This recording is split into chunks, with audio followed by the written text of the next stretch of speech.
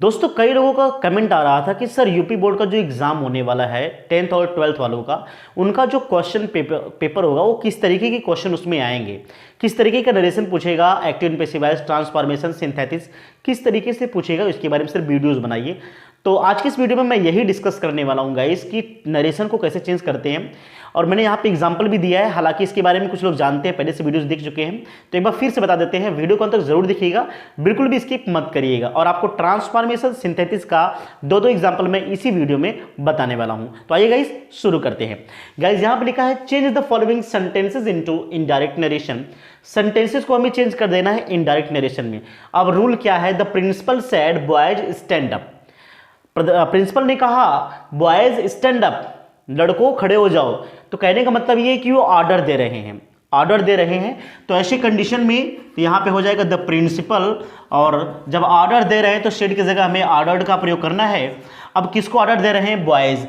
ये बॉयज जो है इसको यहाँ पे होना चाहिए था, लेकिन अगर बाय डिफॉल्ट ये इधर आ जाता है। कहने का मतलब ये है अगर ये रिपोर्टेड स्पीच में आ जाता है, इन्वर्टेड कामा के अंदर जो भी सेंटेंस आते हैं उसको हम बोलते हैं रिपोर्टेड स्पीच। तो हम क्या करेंगे, उसको भी हम रिपोर्टिंग वर्ब में लिख देंगे, उस साइड चला जाएगा। फिर कामा इन्वर्टेड कामा हटाने के लिए टू लगाया जाएगा। इंपरेटिव सेंटेंस में कामा इन्वर्टेड कामा हटाने के लिए टू का प्रयोग करते हैं। फिर यहां पर लिख लेंगे स्टैंड अप, ठीक है ना। आइए सेकेंड एग्जाम्पल देखते हैं। He said to the students why did you not complete your work. जब भी लास्ट में क्वेश्चन मार्क लगा रहता है, कहने का मतलब ये है तभी हमारा इंटरगेटिव सेंटेंस होता है। तो यहाँ पे हमें ही लिखना है, और हमेशा हम सेड की जगह आस्क्ड का प्रयोग करेंगे। फिर यहाँ पे स्टूडेंट्स है तो यहाँ पर भी स्टूडेंट्स का प्रयोग करेंगे। डब्ल्यू टाइप क्वेश्चन में है तो यहाँ पे हमें वाई लिखना है, इफ नहीं लगाना है, वाई लगाना है। वाई लगाने के बाद डिड यू, डिड को छोड़ दीजिए, यू सेकेंड पर्सन है, सेकेंड पर्सन है, ऑब्जेक्ट के अनुसार, स्टूडेंट्स के अनुसार चेंज किया जाता है, क्योंकि इसका रूल होता है यस ओ एन 1 2 3 वाला। फर्स्ट पर्सन है तो सब्जेक्ट के अनुसार, सेकंड पर्सन है तो ऑब्जेक्ट के अनुसार, थर्ड पर्सन है तो नो चेंज। तो यू हमारा सेकंड पर्सन है ऑब्जेक्ट के माध्यम से, ऑब्जेक्ट यहाँ पे स्टूडेंट्स है। आप चाहो तो यहाँ पे स्टूडेंट्स भी लिख सकते हो, या आप चाहो तो यहाँ पे दे लिख सकते हो। स्टूडेंट्स बहुवचन में तो वहाँ पे दे लिख सकते हैं। फिर यहाँ पे देखिए डिड है, डिड है ये पास्ट का इंडिफिनिट है तो चेंज होगा पास्ट परफेक्ट में, यहाँ पे हैड नॉट हो जाएगा। और यहाँ पे जब हैड नॉट लगता है तो वर्ब का थर्ड फॉर्म भी लगता है, कंप्लीटेड हो जाएगा। योर सेकंड पर्सन है, ऑब्जेक्ट ऑब्जेक्ट वही सेम हमारा स्टूडेंट्स है, ये पसेसिव केस में है योर, तो यहाँ पे डियर हो जाएगा। और यहाँ पे लिखेंगे हम वर्क। अगर आपके बारे में आपको नरेशन के बारे में फुल वीडियो चाहिए तो मैं इसको वीडियो भी बना सकता हूँ, आप कमेंट जरूर कर दीजिएगा। नेक्स्ट है टीचर सेड ओबे योर एल्डर्स। अध्यापक ने कहा ओबे योर एल्डर्स, अपने बड़ों का सम्मान किया करो, बड़ों के आदर का पालन, मतलब आज्ञा का पालन किया करो। तो कहने का मतलब ये है, ये भी हमारा एक एडवाइस है, सलाह है। तो ऐसे कंडीशन पे यहाँ पे टीचर लिखेंगे, सेड की जगह हम, जब ये सलाह है तो सेड की जगह एडवाइस लगाएंगे, कामा इन्वर्टेड कामा टू लगाएंगे। फिर यहाँ पे हो जाएगा ओबे। योर सेकेंड पर्सन है, ऑब्जेक्ट नहीं है तो यहाँ पे हमें लिखना है योर एल्डर्स। उम्मीद करते गाइस आपको समझ में आया होगा। आइए देखते हैं ट्रांसफॉर्मेशन। ग्रामर का मोस्ट इंपॉर्टेंट पोर्शन है ट्रांसफॉर्मेशन और सिंथेसिस, इसके बारे में भी बता देते हैं कैसे एग्जाम में पूछेगा और आप कैसे इसको करके आएंगे। यहाँ पे लिखा he is not so famous as you, और यहाँ पे सामने लिखा है कंपैरेटिव डिग्री। तो ऐसे एग्जाम में पूछेगा, ऐसे सेंटेंस लिख देगा और सामने कोष्टक में लिख देगा किस में चेंज करना है आपको, कंपैरेटिव में चेंज करना है कि नेगेटिव में चेंज करना है कि असर्टिव में चेंज करना है। आइए देख लेते हैं चेंज करने का रूल क्या है। तो he is not so famous as you, comparative degree में चेंज करना है। तो करना क्या होता है, एज के बाद यहाँ पे यू आया है तो यहाँ पे यू लिख दीजिए।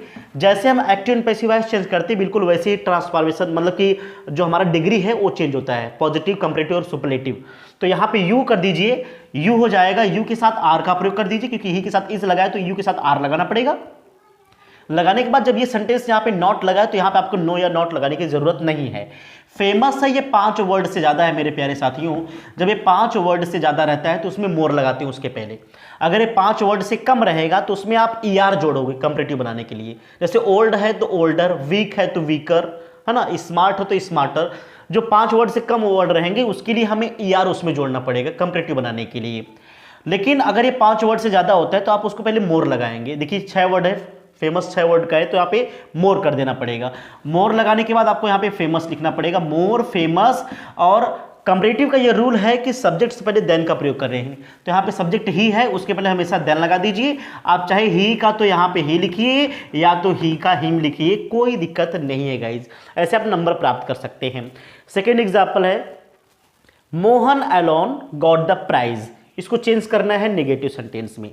तो नेगेटिव सेंटेंस का क्या रूल है, अलोन यहाँ पे आ गया। अब नेगेटिव सेंटेंस का रूल ये है कि जब भी सेंटेंस में अलोन या वल्ली शब्द आए, अलोन या वल्ली दो शब्द, अलोन या वल्ली शब्द आए, तो हमेशा नेगेटिव सेंटेंस बनाते समय आपको सबसे पहले नन बट लगा देना है। बहुत ही आसान है, नन बट सबसे पहले लगा दीजिए, अलोन या वल्ली को हटा दीजिए, बाकी जो भी बचा है वैसे ही लिख लीजिए। तो यहाँ पे नन बट और क्या बचा मेरे प्यारे साथियों, मोहन गॉट द प्राइज। इस तरीके से हम चेंज करेंगे तो ये नेगेटिव सेंटेंस में चेंज हो जाएगा। नेक्स्ट एंड लास्ट देख लेते हैं, हाउ फुल यू आर। इसमें क्या करना है, चेंज करना है असर्टिव सेंटेंस में, और ये हमारा दिया है एक्सक्लेमेटरी सेंटेंस में। तो हाउ फुल यू आर, इसमें लास्ट में एक्सक्लेमेशन मार्क लगा है। तो सबसे पहले सब्जेक्ट लगा दीजिए, सब्जेक्ट यहाँ पे यू है तो यू कर दीजिए, हेल्पिंग वर्ब आर भी इधर आ जाएगा। और इसका रूल होता है जब भी हम चेंज करते हैं एक्सक्लेमेटरी से असर्टिव, तो रूल क्या है कि हाउ को या वाट को हमें वेरी में चेंज करना होता है। तो यहाँ पे हाउ को चेंज करेंगे तो वेरी हो जाएगा, और यहाँ पे फुल का फुल हो जाएगा। आइए सिंथेसिस का भी 2-3 एग्जांपल देख। सो आइएगा इस सिंथेसिस का भी देख लेते हैं। सिंथेसिस में क्या है, he bought a book. Sentence में सिंथेसिस में क्या होता है, दो अलग अलग सेंटेंस रहते हैं, एक सेंटेंस का कभी भी सिंथेसिस नहीं हो सकता। सिंथेसिस बनाने के लिए हमारे पास 2 सेंटेंस होने चाहिए, 3-4 सेंटेंस ऐसे होने चाहिए। तो आप देखिए फुल स्टॉप लगा है, मतलब ये सेंटेंस अलग है और ये सेंटेंस अलग है। यहाँ पे फुल स्टॉप है, सेंटेंस अलग है, सेंटेंस अलग है। अब यहाँ पे देखिए पहला, ही बॉट ए बुक, उसने एक किताब खरीदा। He wanted to read more, वह और पढ़ना चाहता था। अब इसको चेंज करना है गाइज, यहाँ पे सामने लिखा है सिंपल सेंटेंस। एग्जाम में ऐसे ही पूछेगा और सामने कोष्टक में लिखिएगा किस में आपको इसमें चेंज करना है, सिंपल में, कॉम्प्लेक्स में कि कंपाउंड में। सिंपल सेंटेंस में चेंज करने का क्या रूल है, अर्थ आएगा तभी आप कर सकते हैं सिंथेसिस। तो ही बॉट ए बुक, उसने किताब खरीदी, he wanted to read more, वह और पढ़ना चाहता था। तो कहने का मतलब ये है, जब इसको हम इसका करेंगे सिंपल सेंटेंस में चेंज करेंगे तो सिंपल सेंटेंस में तो हो जाएगा ही बॉट ए बुक, उसने एक किताब खरीदी। अब यहाँ पे क्या करना है, क्या करने के लिए, पढ़ने के लिए, एक उद्देश्य को दिखाया गया है। रूल में पढ़ेंगे तो ये हमारा रूल है इन्फिनेटिव का प्रयोग करके। इन्फिनेटिव अगर आप नहीं पढ़े सिंथेसिस, उसका जो लिंक है मेरे डिस्क्रिप्शन में है, आप वहां से वॉच कर लीजिएगा, आपको अच्छे तरीके से में आ जाएगा कि इन्फिनेटिव क्या होता है, ठीक है ना। तो ही बॉट ए बुक लिखने के बाद अब यहाँ पे लगा दीजिए वर्ब, यहाँ पे टू हो जाएगा, टू रीड मोर। कहने का मतलब ये है कि वह और पढ़ने के लिए एक किताब खरीदा, ये चेंज हो गया आपका। इसमें क्या करना है, सी इज वीक, वह कमजोर है। यहाँ पे फिर यहाँ पे लिखा है सी वर्क्स हार्ड, वह कठिन परिश्रम करती है। कहने का मतलब ये है, इसको चेंज करना है कॉम्प्लेक्स में, इसका हो जाएगा कि यद्यपि वह कमजोर है फिर भी वह मेहनत करती है। तो यद्यपि का यहाँ पे कॉम्प्लेक्स में आल्दो लगाया जाता है, आल्दो या दो होता है, आल्दो सी इज वीक लगा दीजिए, आल्दो सी इज वीक लगा दीजिए, कामा लिख दीजिए, बाकी लिख दीजिए सी वर्क्स हार्ड। गाइज सिंथेसिस जो होता है समझना आसान होता है लेकिन करना बहुत कठिन होता है। समझ लो आप समझ जाएंगे लेकिन कर नहीं पाएंगे क्योंकि बहुत ज़्यादा टफ होता है। यहाँ पे देखिए he can not die in peace, he is sinner, वह शांति से नहीं मर सकता, ही इज सिनर, वह पापी है। सिनर मतलब पापी होता है। इसको चेंज करना है कंपाउंड सेंटेंस में। अब इसको कैसे किया जाए, तो पहले इसका अर्थ क्लियर हो गया है ना कि वह शांति से नहीं मर सकता, वह पापी है। कहने का मतलब ये है कि आप इस सेंटेंस को इसलिए से जोड़ लीजिए।